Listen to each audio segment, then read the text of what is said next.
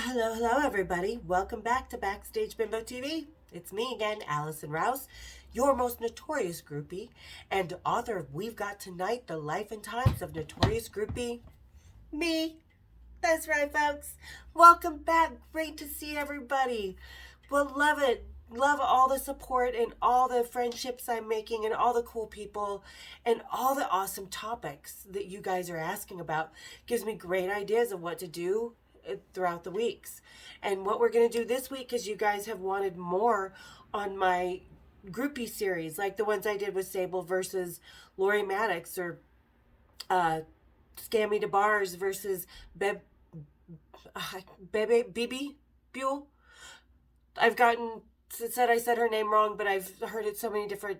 So if I get Bibi's name wrong, I'm sorry. I don't mean to. But anyway, so we're going to continue with some chick out of Omaha that I didn't know she was around at the same time, but we were living parallel lives. I'm sure she didn't know about me, just like I didn't know about her. We're going to talk about that chick, Rita Rae Roxx. I'll get into what I was thinking in just a second. But because you know how much my groupie videos create utter chaos, I know I'm going to get some hate on this. So everybody, grab your udders. Let's get into some chaos. Kick up your feet. Let's have a little rocky talkie, shall we? Cheers, big ears. Whoops, I swallowed wrong. Women, you understand that, don't you? All right. So, like I said, in the 1980s, there was a lot of different groupies that were really awesome groupies. Like I said, Mandy out of Detroit and a couple other girls, that I knew around the country that I had met along the way. But never did I go to Omaha, and Omaha, I guess, never went anywhere on the road. But there was this girl, Rita Rae Roxx, which I'm guessing Rita Rae might be her real name, but Roxx, again, you know how I'm not into making a fake name. Fake ID, yes. Telling him a fake name or calling myself Roxy Foxy or whatever, not into that. So because it always made me wonder how she got on how she got her passes from guest list, because you have to show ID. At least we could put our fake ID names on the guest list. But so she was kind of, I tried researching Rita Rae Roxx and I couldn't really find a whole lot on her. I couldn't really do as much research as I'd like. I read a little bit into her book, but it was just really like, there's people that accuse me of talking about how hot me and my friends were, which I don't a whole lot. I say, yeah, we were cute when we went up there, but that's all she kind of talks about. I read little samples of oh my God, I made my outfits, which cool. I saw a couple of the pictures. Great outfits, really awesome for the 80s. Well done, hun. But that's all she kind of talked about. What I could find from the research I did was the fact that she and her friends were very much into the egotistical side of being a groupie, the vanity side of being a groupie, how they looked, whose bed they were in, and they were always taking pictures and bragging and showing it off, and people, stuff like that. And then she moved to LA. Typical small town groupie story, right? Where I guess she got into drugs and stuff and then moved back to Omaha, and then years later wrote her book, as some of us have done.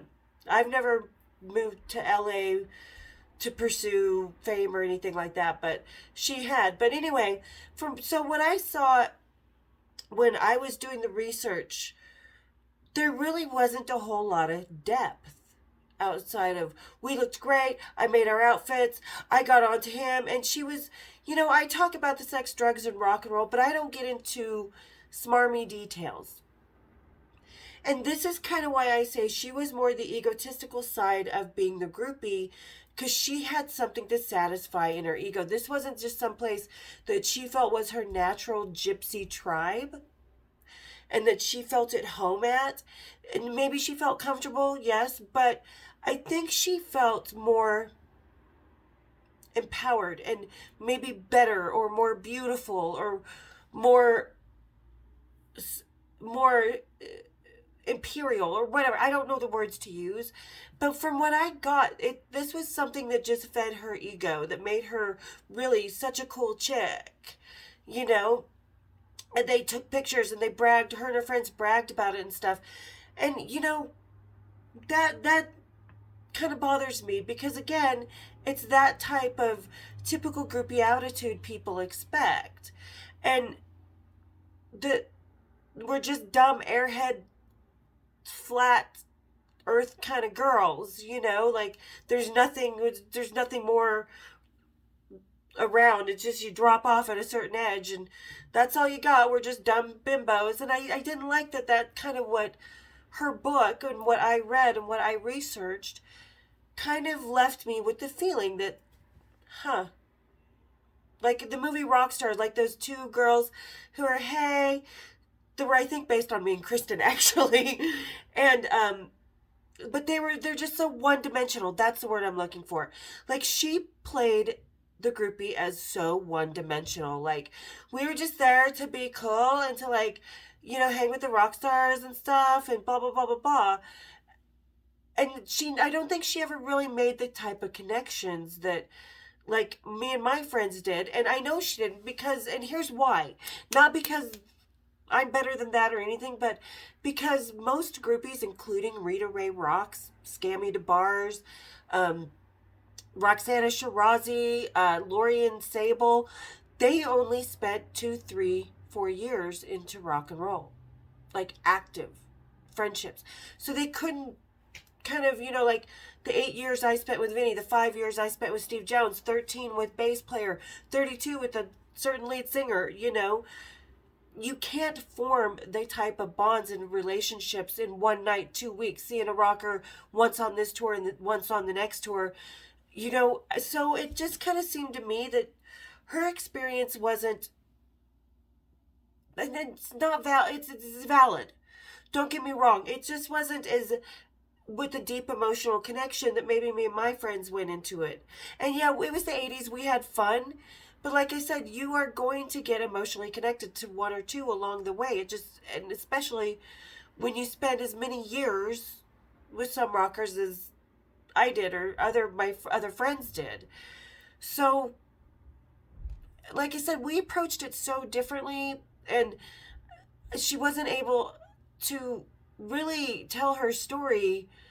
Kind of, it was a tragedy to me. Like I said, she spent a few years in high school, like I did, hanging out, probably at a fake ID like I did. And kind of, like I said, being more about the ego. So then when she moves out to LA, she gets into, not the same scene as Omaha, because every scene in every city for music is different, and sometimes it's harder to get in, and especially in LA because everybody and their mother wants to be associated by fame.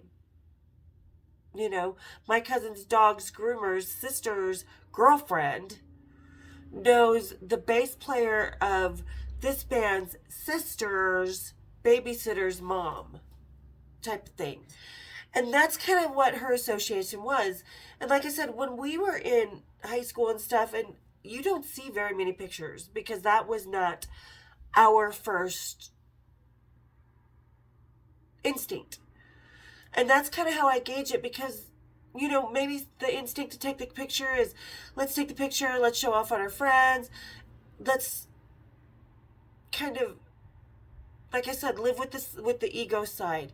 And I did not like how she kind of, for the longest time, just portrayed groupies as kind of dumb airheads, just that get sucked into what the boys want them to do. Because she seemed more the back lounge Betty type of groupie. And we all have our back lounge Betty moments. Don't get me wrong, I've had mine. But like I said, she went to LA, then she came back to Omaha, and we all kind of come this full circle in our lives. That's okay. I'm not knocking it. I'm not trying to diss her. I'm just saying my opinion because I do exist in this world, and I still exist in this world. And I see different angles and perspectives that a lot of people do. And I think she's a lovely woman. I've seen a picture of her now, and fuck yeah, girl, you go with that little hot body of yours. But I just think she was very shallow for her groupiedom. and that she portrayed the groupie life as something very shallow because, like I said, she didn't have the same connections that you have with someone after 13 years, after 8 years, and so on, so on.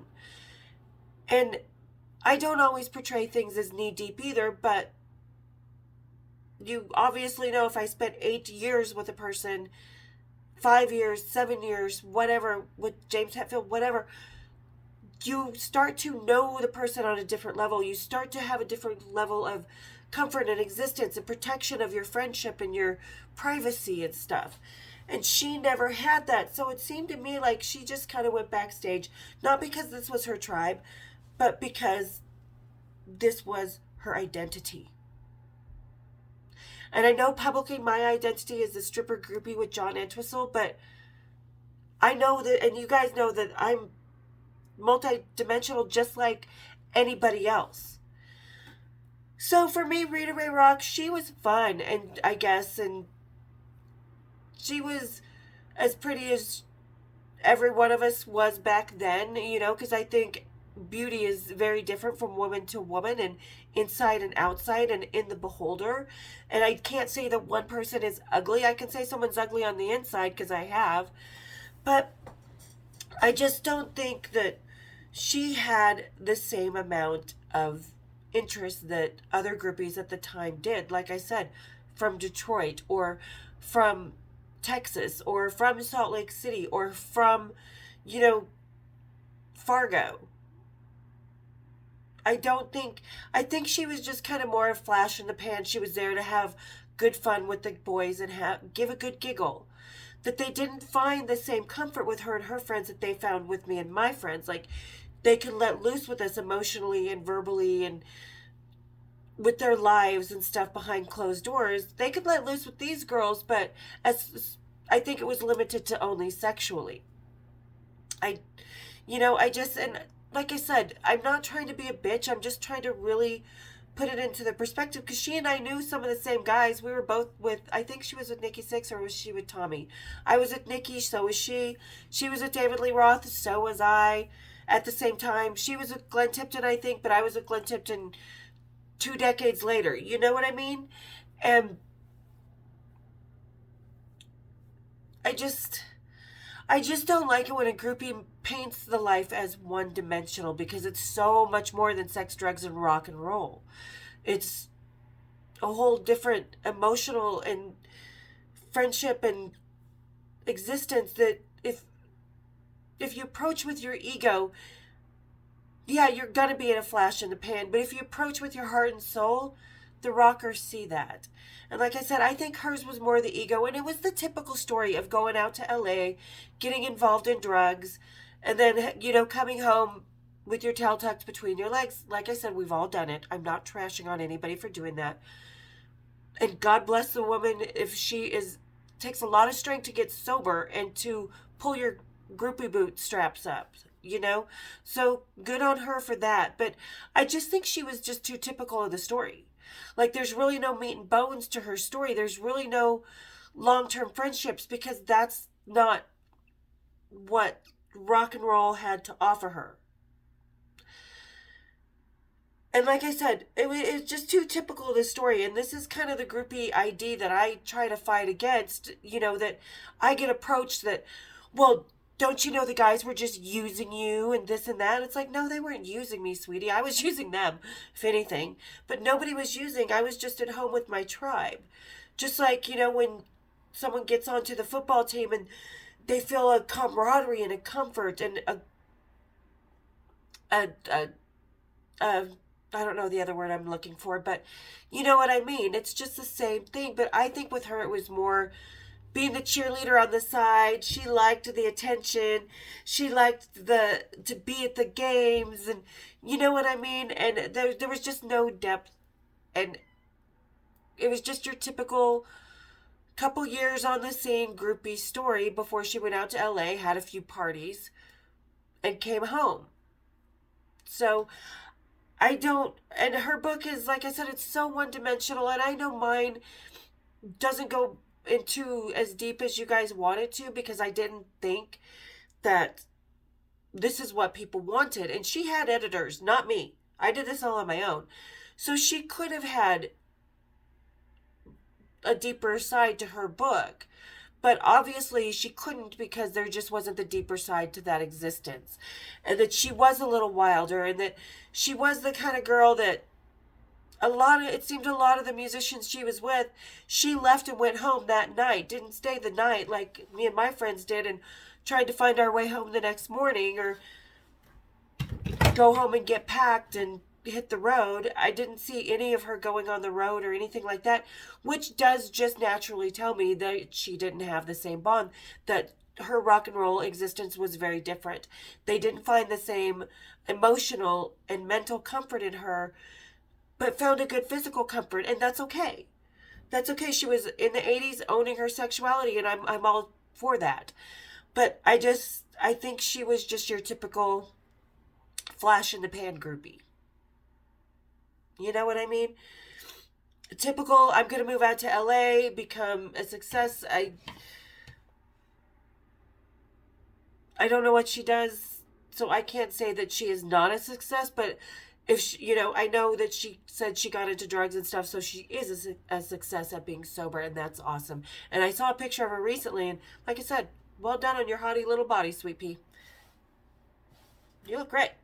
She's my age. She's in her 50s, and she looks fucking awesome. So, well done you, but don't think you were that really great of a groupie, that your story really had no cojones to tell, that it was just your typical one-dimensional existence and story. So, call me a bitch. Call me whatever. I'm not saying that my existence was the ultimate, I am the queen, and that shit. Not at all. Not at all. Because I have a lot of one-dimensional encounters with rockers that were just flashes in the pan, and that's okay. But don't turn around and say you were one of the greatest groupies in rock and roll history. No. Mandy was. Me and my friends probably were. I don't know. I'm not going to put that label on me or anybody else.